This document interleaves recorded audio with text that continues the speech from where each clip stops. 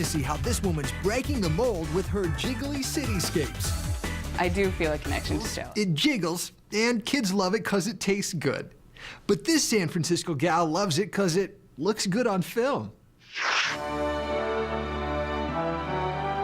Welcome to San Francisco, California, a city of movers and shakers. And Liz Hickok, she's a San Franciscan who makes this city move and shake like no one else.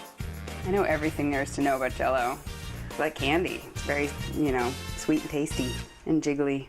Like anyone, she pours it, mixes it, and pops it in the fridge. Everybody knows how good it tastes. But unlike everyone, she doesn't always eat it. It's the ultimate food to play with. Liz creates small-scale cities out of this wobbly stuff. I mean, really these days, artists can use anything as a material. Really anything's up for grabs. So, why not Jell-O? All right, let me explain. Liz is a photographer, and her photos are really shaking things up. When you transform it from sculpture to photography, it really just becomes this whole new world.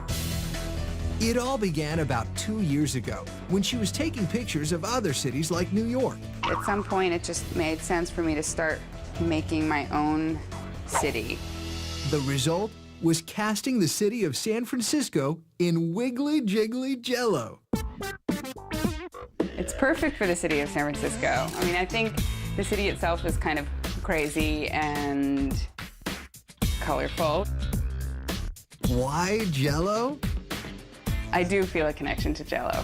On the surface, it's really fun and crazy, and I mean, it shines and it sparkles and wiggles, and it's unexpected. You can't predict what it's gonna do. Her photos highlight yummy landmarks, like a sugary city hall. This is City Hall, it wiggles a little. And a tasty Transamerica building. This one's very wiggly. As well as a few other familiar sights of the Bay City. Liz's scrumptious sculptures start with wooden models. I carve the individual buildings, at least most of them, out of balsa wood and paint them and seal them. A rubber mold made from the model holds and forms the Jell-O while it chills out in the fridge for a few hours. Once it's solidified, the slippery substance just slides right out. Because it's rubbery, you can just sort of stick your finger in. I try and loosen the edges first. That's the fun of it. Then it's showtime.